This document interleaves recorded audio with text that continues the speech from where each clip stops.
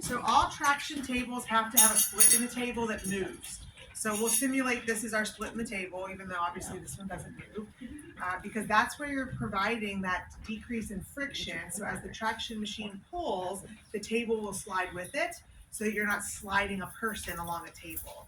All right. So we have what we call a pelvic belt, and we'll set that up to where it'll be just above the split in the table. And then you have a thoracic belt.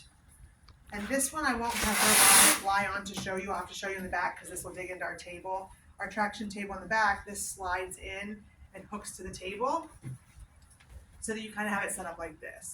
These are kind of the newer pads out now. They don't have any specific orientation. So on that slide where I said we'll cover it later, we're only partially covering it right now, but that's pad placement.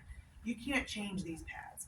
You can lie prone on this machine, you can lie supine on this machine, but the pads are what they are. There's no changing of them. Okay, so when I get Rachel up on this one, I have to have these pads set up already, which is fine. So that I'm going to have Rachel come and have you sit right on the edge down here, just below it, so that when you lie down, you're in a better position. So kind of put your booty right here. The table's low. Those are high-low, so we can lower it down so they don't have to hoist themselves up. I'm going to just scoot that way a tiny bit. Okay, we want the pelvic pads to be at their iliac crest, just above. The idea is this pad, as it pulls down, is going to hook and grab her iliac crest, and that's where the traction force will come from. Okay?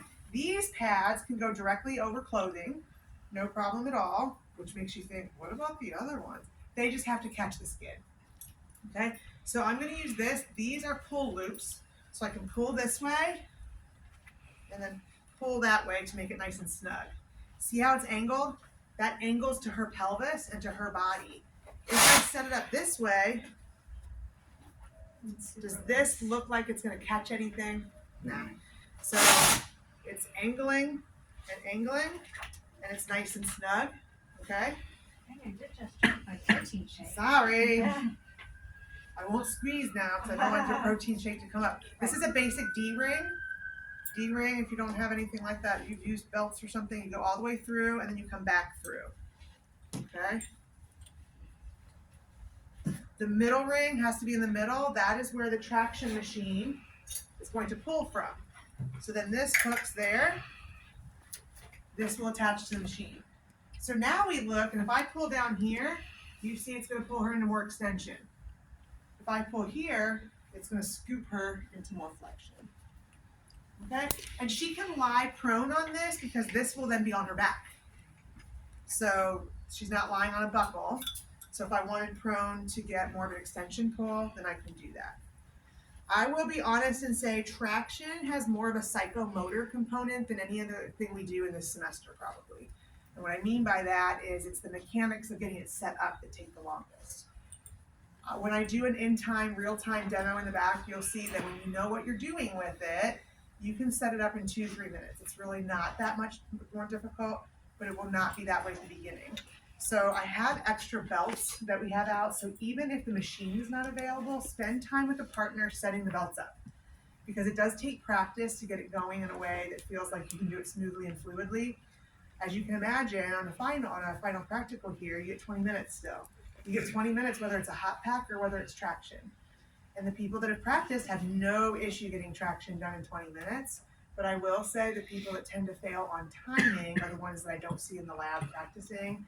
And they fumble around with traction, they run out of time. Doesn't happen a lot, but it happens periodically. I'll also tell you very honestly that more people fail on hot packs than anything else, which is surprising, but it's almost too simple, so they miss all the details. They don't check the skin, they didn't ask all their contraindications, so they miss some critical safety issues because hot pack's so easy. So people are scared of traction, I think. Can you go ahead and stand up for the next one? Actually, I'll let you stand up first. Okay. With these other belts, which are the more traditional belts that you probably have seen at your clinical sites, they're a little more complicated, but they do allow more flexibility in terms of how you can set them up. And we have, these are the thoracic belts. So again, these can be practiced anywhere. So if you start to get frustrated because there's only 2 traction machines and somebody's spending a lot of time on it, first of all, you guys are all friendly. Just ask if you can piggyback with them and at least watch what's happening. Secondly, be considerate of your time and don't hog the machines. But there are extra belts you can use to practice all the setup. The only thing you're not practicing is the logistics of the machine itself, which, to be very honest, is a small part of traction. This takes longer. Okay, so I'll have my thoracic pads, and the layout of this would be. Do you mind closing that door behind you? It's quiet right now, but. The layout of this would be the pelvic pads will be here, and the thoracic pads eventually will be, well, it depends on the body type. Sometimes they overlap just a little bit if somebody has a short torso, and sometimes they don't. The key is they have a little contour here for a reason. They make sure that if they're a little higher on women, at least, that you're not getting too much over any breast tissue, so it's not uncomfortable. These pads need to go directly on the skin. So all we have to do for that is ask our patient just to lift their shirt up a little bit. All I need is the iliac crest exposed. That's it.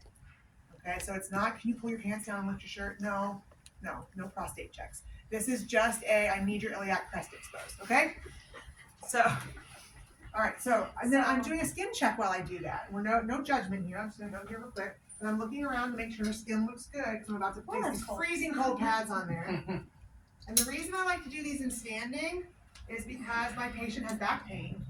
And I will fix these belts later. They're curled right now. If I have her lying down for this, and it's not exactly right, I'm like, scoot to the left, scoot to the right. Can you scoot up? Can you scoot down? If I do this, I'm just tensing them, taking out the slack. I'm going to tighten them fully once she's lying down. All right? The thing you want to make sure is that you want the pads symmetrical here. You don't want them shifted because that's going to give her a rotational pull. The pull comes from here. So I want that to be symmetrical around her body, okay? Every now and then they get really fancy in research to say, can you do a unilateral pull? And the answer is yes, but we're not going there. Mm-hmm. That would be where you really do angle them. We're not doing that, so if you do it on the practical, you can't then tell me, oh, I was doing a unilateral pull. I'm like, no, you didn't. You just messed up. You covered your ass, but that's okay. Okay? So we've got this all set up. I'm going to grab these. I'm going to say, okay, Rachel, can you come sit here again? Actually, don't sit there. I like to put this one on too. But I don't need this one on the skin. It just needs to be low enough that it doesn't cause a boob job.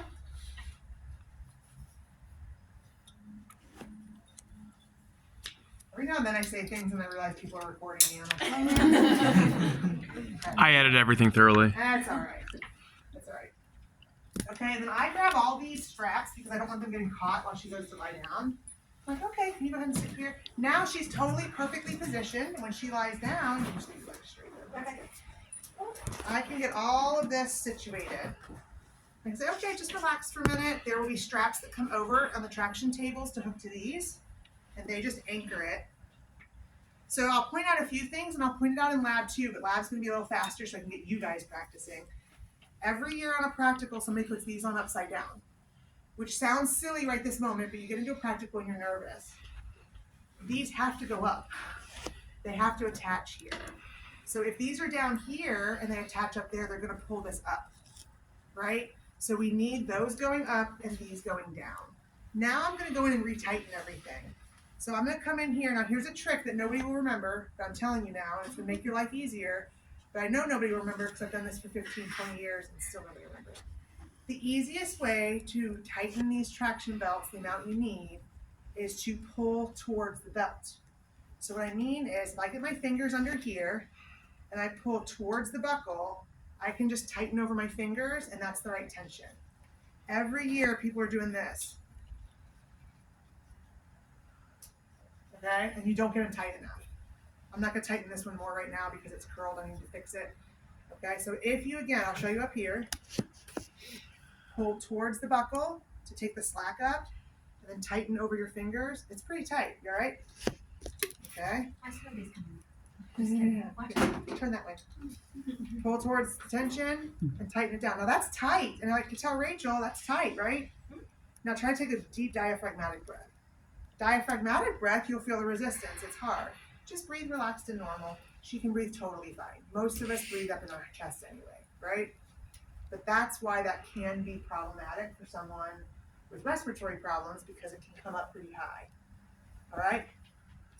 The next little tip I want to share with you is that if somebody has a very pronounced rib cage, put a towel roll underneath here. I don't have a towel here.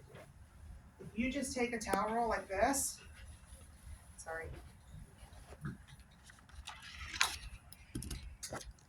put this here. I've also done this with people with belly button rings. I don't want to pull on that. Look, you get to see my tightening technique again. One pull and it's done. Some people like this better anyway because it feels less compressive. I don't like it. It feels like it's pushing in on my. Yeah, I feel My like body. it breathes deep inside her Yeah. brain. So overall, I'll get that out because she doesn't really like it. Okay, that's our setup, and then we'll attach it to the machine. Okay. To release these, all you have to do is this. You sit here and you're trying like all this tension, and you're like, it explodes, right? No, just pull the strap. It's nice and easy. They can breathe. At the end of a traction treatment, they're going to need to lie here for a minute or two anyway. They've just been stretched, and we're going to go over this when you have your notes in front of you. But I can do a quick check on the skin, make sure her skin looks good from the traction belts pulling. I can pull all this aside and take this out. She's nice and relaxed, and then we'll go from there. Okay? Okay, you guys can go back to your seat.